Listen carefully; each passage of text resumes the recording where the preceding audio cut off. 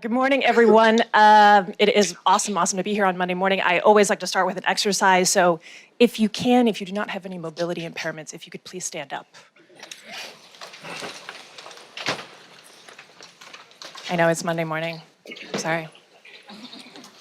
All right, if you could raise your hands, you have the right idea. If you could raise both of your hands in the air. I'm sorry if you're holding a cup of coffee or a laptop.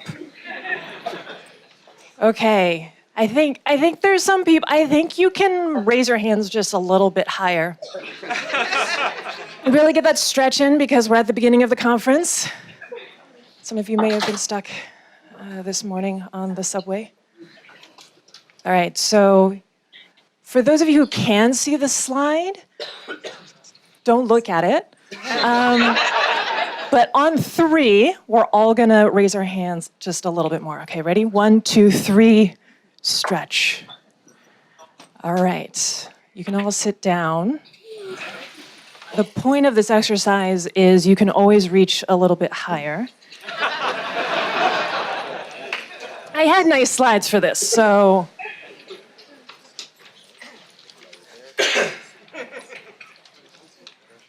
Cool. I also have that activity because sometimes it takes AV to get set up for a little bit. Good morning, everyone. The title of my talk today is A Few Good Public Servants, How Great Analysis Inspires Action. And I'm really excited, you guys. I took a look at the agenda for the conference upcoming, and it looks like a really jam-packed panel lineup you all have for the next couple days. And so there's a few things that I would like to talk through. Uh-oh, do we lose the... Yeah.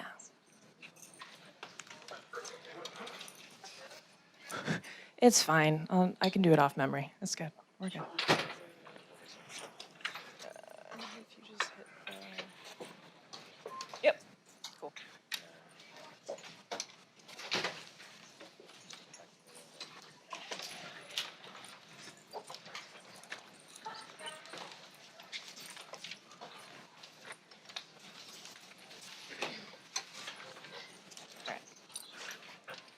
What's that? That's fine. I'll just go. Yep. Cool. All right, so you can always reach a little bit higher, moving forward. So I'm actually here to tell you all a few stories. There are a handful of different stories I want to talk about. You have here just a map of the United States. And because I think for a lot of us who work in data and analytics, a lot of our work is actually about storytelling. So I'm going to tell you all a few stories from my time working in DC at the Obama White House for the last decade or so, helping to stand up Boston's data team and analytics team. And then I'm going to talk about how I traveled a bit throughout the country and how I landed in New York City, even though I am actually a native of the state of Massachusetts, the great state of Massachusetts. And so the story goes, I had spent quite a while in DC, and a lot of things have changed since 2016.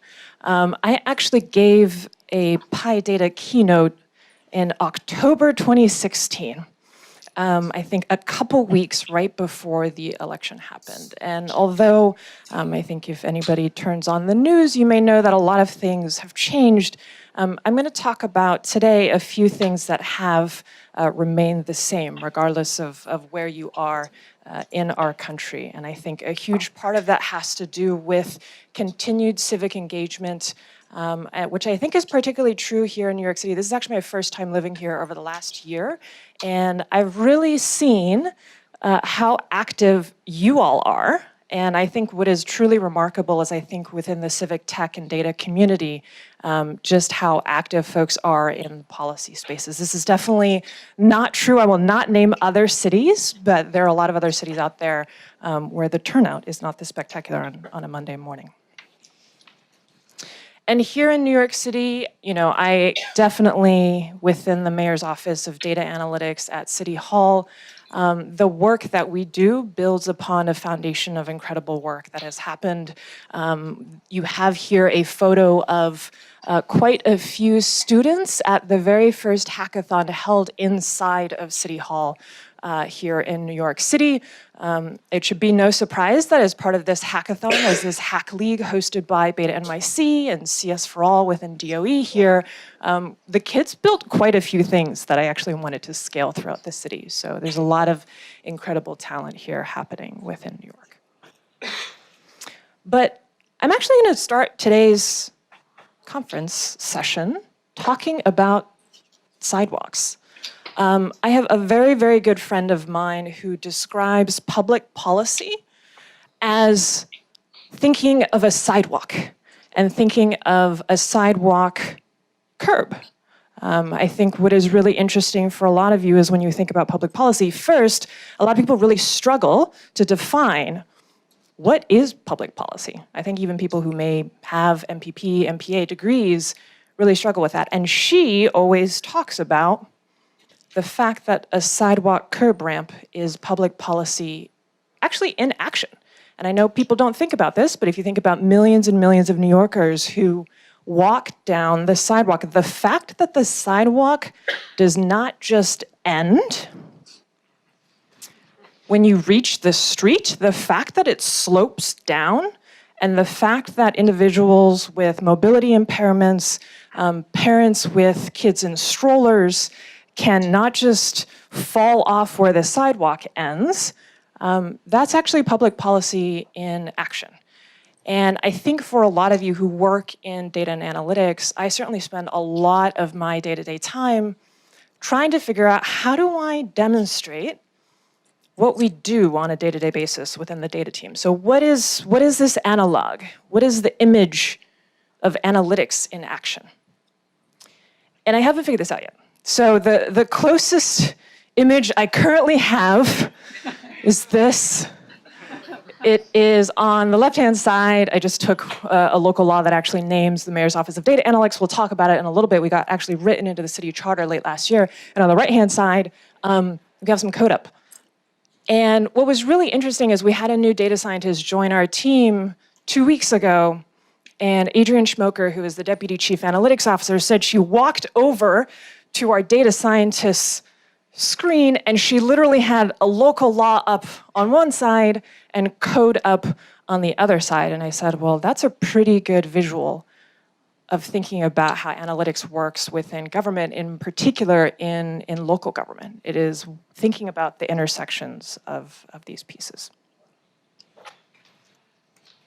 The piece that's actually missing in that image that you all saw, it's very clear that this person is coding and it's late at night and they're reading, is this component that I sometimes think a lot of analysts forget and a lot of techies forget, which is you have to talk to people. This is actually a framework within the Civic Service Design Lab, which is hosted by NYC Opportunity, a sister agency to us at the Mayor's Office of Data Analytics. And Mari, who heads up that team, we were sitting down, I think a week ago, and she said, a thing that we always do when we have to do in government is talk to people. And I know it sounds so incredibly simple, but it's something that people often forget to do. And I think in particular in government, and I won't speak to other industries that are represented here in the room today, but in particular to government, to local government, it is actually a part of our jobs to constantly talk to people. Because we deliver services for them, because we engage with them every day, and because ultimately we're accountable to those that we speak to. I actually cut this out and it's in my office. I've been obsessed about this tweet that Nate Silver tweeted. I'll read it out loud so everybody can see it. If you want to be a good data scientist, you should spend 49% of your time developing your statistical intuition, how to ask good questions of the data, another 49% of your time on domain knowledge, improving overall understanding of your field, and only 2% on methods per se. And this, to me, was a little bit of an aha moment because a lot of those percentages can only be accounted for by actually talking to people. And so I think this is particularly true in government, where there's been a huge push to be more data-driven, to do a lot of data for good initiatives. And I think it's becoming increasingly important for all of us to work on responsible analytics. And we can only do that when we engage with stakeholders and with individuals. I want to pause for a moment. These are not images from the city of New York. These are two images that I've just kept in my photo bank. Because for anyone who really, really likes complex problems, welcome to government. So these are two photos from server rooms that I've collected over time, not the city of New York. Here you have some wires next to some water, next to a plugged-in toaster oven. On the right-hand side, you have wires that I swear were really organized like 2 days before that photo, and then we open up the closet again, and then it looked like that 2 days later. And I show you all these photos, not just so you can have a chuckle on Monday morning, but because a lot of the work that we do is really, really messy. And I don't just mean on the data front. You all are used to dealing with a lot of data and trying to figure out how to make sense of all of that information. For us within government, it's also everything else. It's the policies, it's the programs, it's the agencies, it's the people who are underlying them. And I think for anyone who really, really enjoys a challenge, this is constantly top of mind, is if you look at that and you're like, I want to fix that, I want to clean that up, I want to help people have cleaner closets, server closets. It's a lot of the work that we do. And I think that it's really, really easy oftentimes when you all see what governments, what agencies, even the rest of this presentation that I'm about to give, and think, wow, it's so clean and easy and da-da-da. And I'm like, it's actually really messy. It takes a lot of effort, a lot of work by a lot of teams in order to make sense of a lot of what we're working on. And so rewinding to 2015, I was feeling pretty good about myself. I was at the city of Boston. We had done what I kind of shared with you all. We were talking to people. We were making sure that we talked to a lot of city agencies and better understood what was happening. And we were doing some good work there in the data team. We actually worked with the fire department there, and we built out the Building Intelligence Systems tool. And we integrated a ton of information, and we piloted a tool where firefighters and fire dispatch could actually, on demand, be able to figure out what kind of hazards were located where within particular buildings. This is, of course, incredibly important to any public safety response for any city. And what was really neat about this was that it was actually one of the firefighters' ideas there in Boston. He had, just like if you may go to Europe and you're like, I'm going to this particular city and I'm going to drop a bunch of pins down of all the cafes and restaurants that I would like to go, he had actually created a Google map where he just dropped a bunch of pins of buildings that had hazards in them. And we said, actually, we can take that, we can level that up, we can help you actually build a tool for that. And so we felt pretty good, you know? Built a couple of things. This is an image of the mayor's dashboard. This is Dan Coe, his former chief of staff in Boston for Mayor Walsh. And we felt pretty good. We actually delivered rotating dashboards in the city. I will never live this down, and I never want this title again, but I was known as the dashboard queen, which I never want that title, but now I've told you all. And what was really interesting is another big component of great analytics, of great analysis, is you want your information, your data to be visual and to be actionable. And so for us, that meant how do we get in front of the executives and the leaders, and what is something that they actually look at every single day? Well, just so happens a wall across from the mayor's desk within his office. And this was something that the mayor still to this day uses. Think about a lot of the dashboard requests for anybody who works in probably finance or really any industry, your executives or leadership is looking for a dashboard. They are looking for what are insights. So the mayor would look at the information that was presented to him and be able to call chiefs, to be able to call departments, and actually ask some questions. Why have your numbers gone up over the last season, over the last week? What are some things that we could do to fund better programs? And so for us, this was really a starting point. And so I, again, feeling pretty good about myself, built some shiny things within the city of Boston, and got a call one day from the White House. And I had worked within the Obama White House within the Domestic Policy Council in 2012, 2013, and had gotten a call in April of 2016. And they said, would you be interested in coming back? And I said, you only have a couple months left, so I'm not exactly sure what you're going to be doing in the last couple months of the administration. And then they said, well, you should talk to DJ Patil about it. And I said, okay, no one can tell DJ this in case you know him. But DJ, who is the very first US chief data scientist and who many folks say co-founded, co-coined the term data scientist for anyone here who has that actual title, I hopped on the phone with DJ and then ended up flying down to DC. And he said, you know, what's really interesting is that we're trying to make sustainable a lot of the work that we're doing within the administration. And one of the ways to do that is how do we infuse the practices within state and local governments? Because there's all this incredible work that's been done at the federal level, but what does it actually matter if we're not touching people's lives on the ground?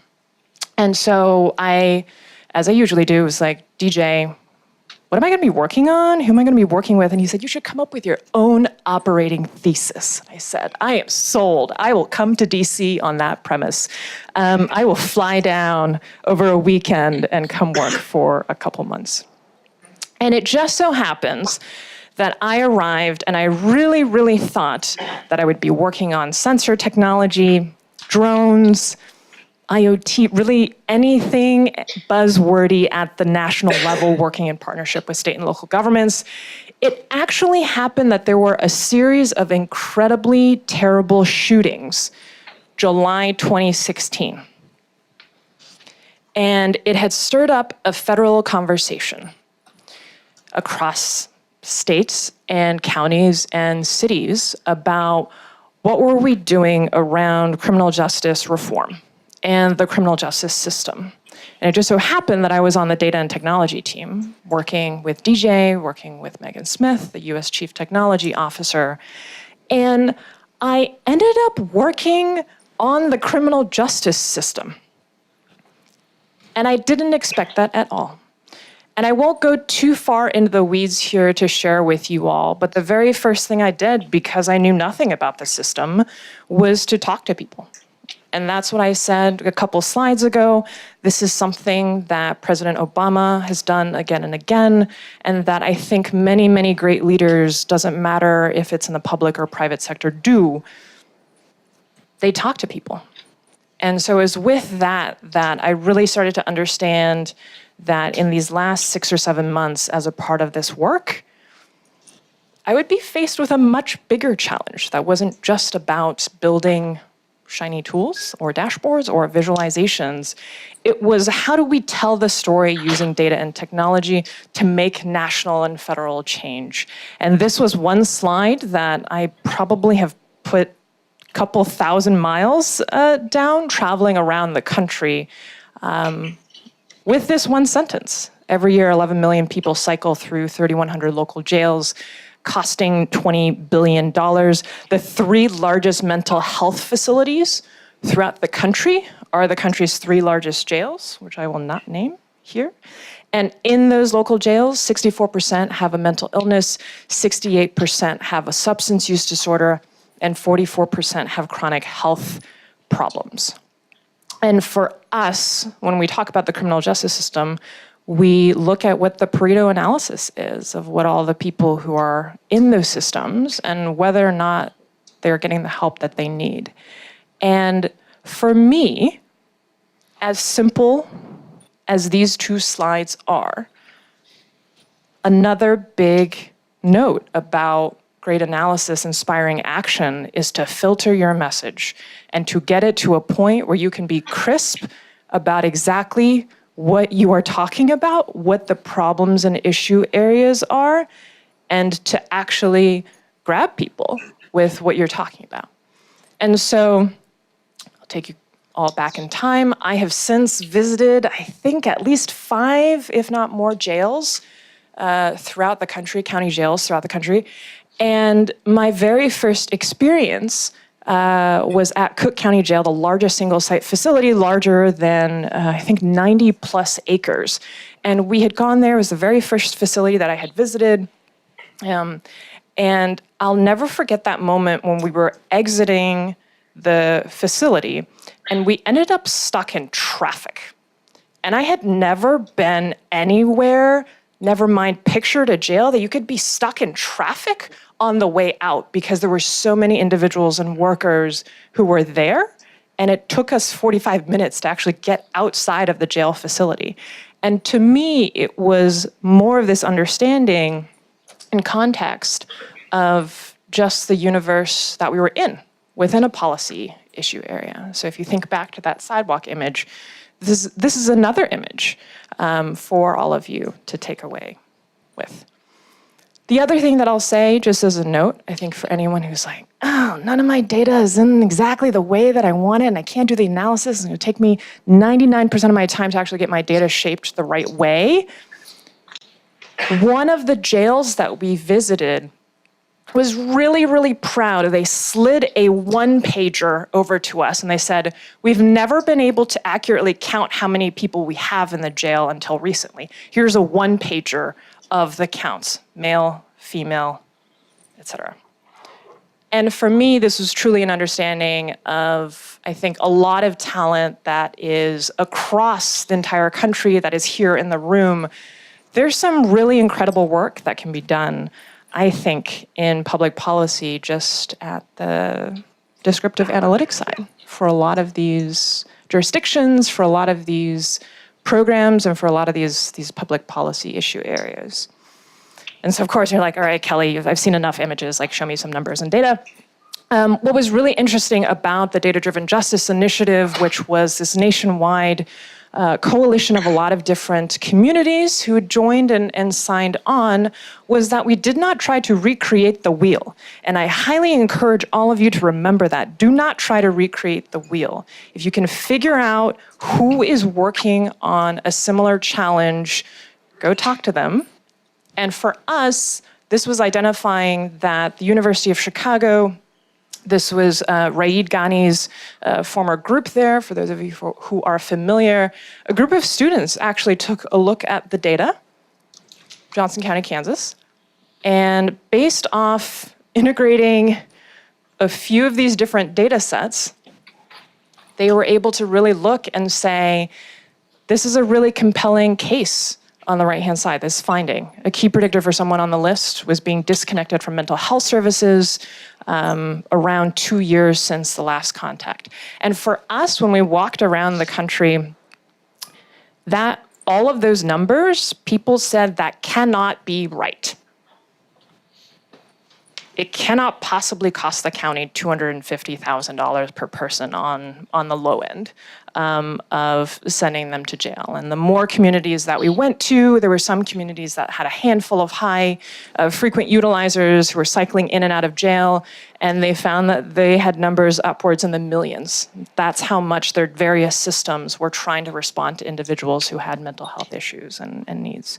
And so for me, again, when it comes to great analysis, try to figure out how can you tell that story, how can you encapsulate in such a way that you're really going to help move people along. I'm going to try to speed this up because I know I only have a couple more minutes with you all, but I want to segue and start talking. This is a photo of New York City Hall, in case you've never visited. I want to talk about what that all means. I've just told you all these stories. All right, Kelly, you've traveled a little bit. You've gone to different communities. I got a call one day to come interview for the Chief Analytics Officer position here.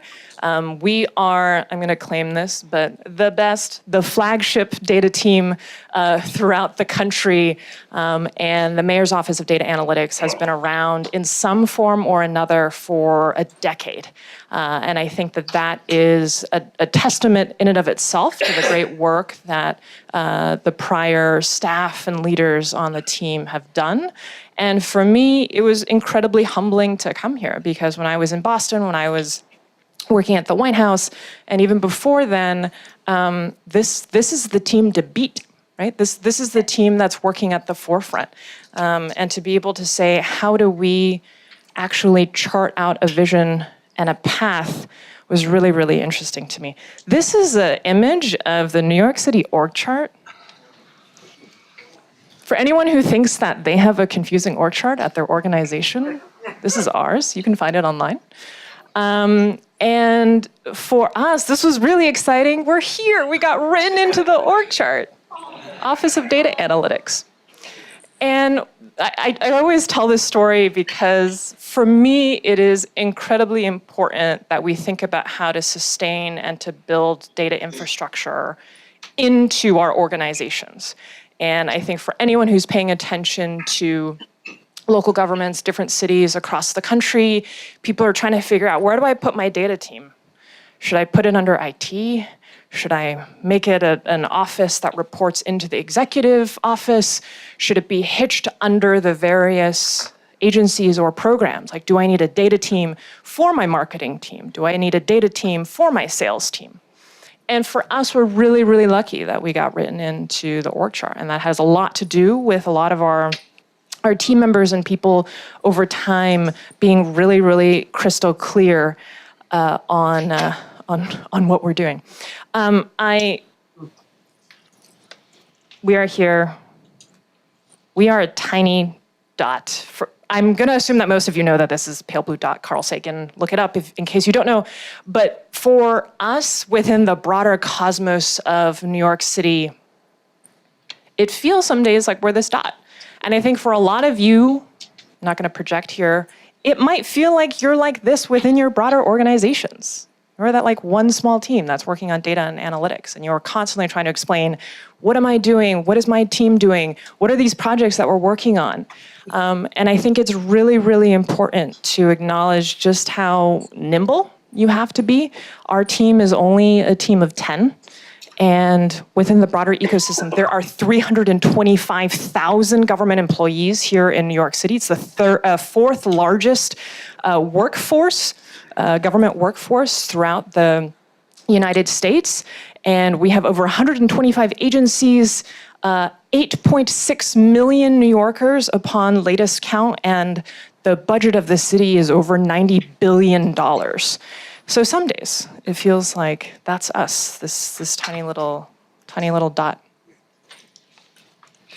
So I'm actually going to get a little concrete here with all of you now, which is I've spent a lot of time in government and private sector, and I'm not going to go into exactly what is data science, what do I think data science is, what do I think data science in government is, but I will put up this slide, which I've spent, I think, a year and change working with the team on, of what is data analytics? Because it's not just math. And I think for a lot of people who work within broader organizations, but certainly within governments, there's this question of like, what are you working on? And what are the ways that you can frame out what you're working on? And so for us, this is pretty straightforward. I think you can argue about the semantics of all of these. Descriptive analytics, what is happening or has happened? Diagnostic analytics, why is it happening? Predictive analytics, what will happen in the future? Prescriptive analytics, what should be done about it? And I think what's incredibly interesting for anyone who understands public policy, if you remember at the very beginning, is that your work can only start on the left-hand side. Your work has to start at the left-hand side. You have to understand everything that's up here before you can actually move to the right-hand side. There's no universe where you could start with prescriptive analytics without understanding what's happening, without understanding the underlying data. Sorry, I just had to get on that soapbox for a moment. And in terms of what do we actually do, I wanted to share this because this may be helpful depending on which industry that you're actually in. So the Mayor's Office of Data Analytics within New York City, we do many things, but broadly chunked into these 4. Advisory analytics, so in this case, it's the phone call that's, hey, we're doing something. Can I get your advice for an hour? Can I get on the phone with you or somebody from your team? So this is actually supporting agencies on the methodology that they're working on, strategies, or even what's top of mind within industry. So we get a lot of those calls, and we take them. The second is mechanical analytics projects. So this is, I think, what a lot of the conference sessions will entail, are people who are working on very clear, this is my analytics question, this is the data set that we have, and this is what we're actually trying to push forward on. This is our hypothesis that we're trying to test. We do those in partnership with city agencies. The really, really interesting items to me, which are slightly different, I think, for us, is that we have an analytics SWAT team. And that means, and this is not a separate team within the team, but that means that we could deploy if there is an emergency here in New York City. The best example of this was the Legionnaires' outbreak that occurred in 2015. The Mayor's Office of Data Analytics, or MODA as we're known, we deployed to actually do a lot of the number crunching and to integrate that data in an emergency context. And so you can take that, you can think about what are some parallels, what are some fast turn analyses that need to happen. And last but not least, executive or legislative analytics. This is a part of working within local government, specifically working within New York City. We do a lot of the work that is by law required for us to do, to actually analyze. So we have a lot of interesting work to do there. We do work on a lot of analyses that will inform policy. And so while I cannot get into the details of all of those analyses, these are some broad questions that we're currently working on. We work on helping people count. We work as advisors, we work cross agencies, and then we work to look at what are some policy impacts or assumptions or references that we should be thinking about. And I think if any of these questions strike you as these are actually really interesting questions you yourself have, that is the broader context in which we work within the Mayor's Office of Data Analytics, is thinking about what are some questions that we have about the world that we live in, about New York City specifically. It just so happens we get to do that for a living, which is pretty cool. What do we do? I encourage you to go online. Please, please, please read a little bit more about all of our work, bit.ly/MODA lib, and read on. We've done a ton of work supporting tenant anti-harassment efforts throughout the years, the universal pre-K rollout. Really our work spans a lot of different fields. So I'm going to try to wrap up relatively quickly here. As I noted toward the beginning, we are really, really fortunate and lucky here. We are here to stay. And I think that is something that is always a measure of success, is when people outside of your team, outside of your organization, are able to notice you and understand you. So we were actually written in December into the New York City Charter, which is in effect the Constitution of New York City, Local Law 222 of 2018. And this is something that we're incredibly proud about, because it means that we are moving forward, and one day, I don't know what it'll be like, but we'll be around for 40 years, like some of our partner agencies and offices. I'm going to talk and give one more plug on our open data program and portfolio.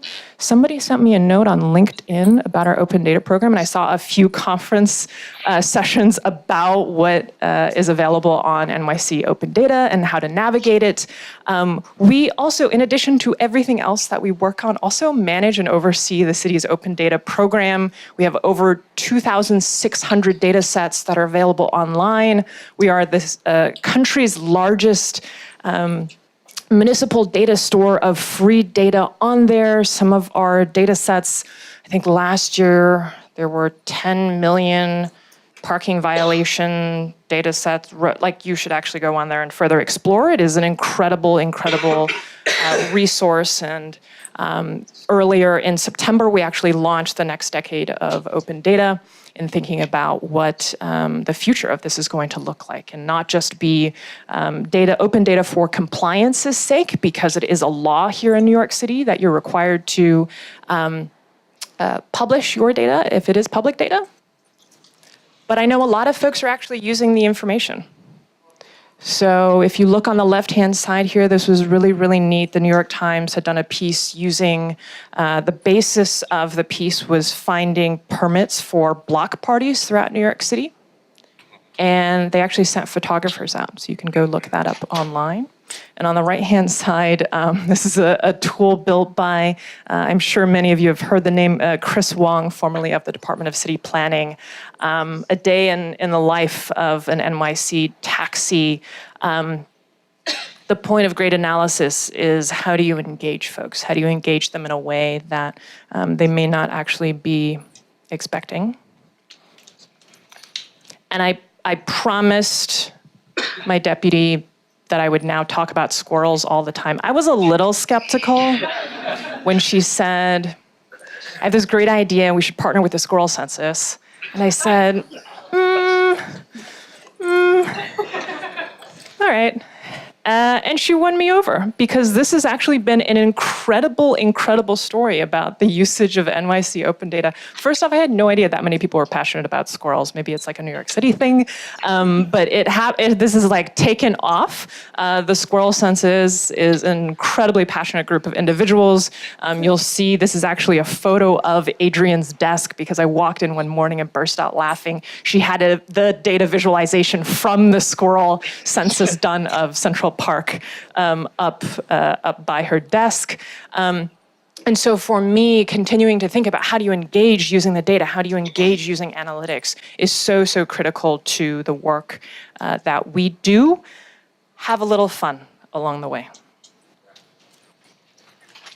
So now that I've talked to you a little bit about everything that's done throughout the country, and a little bit about what the Mayor's Office of Data Analytics does, I think the thing that I want to close with is to remember that it's not just our little team or your little team, but that there's a whole big team out there of like-minded folks.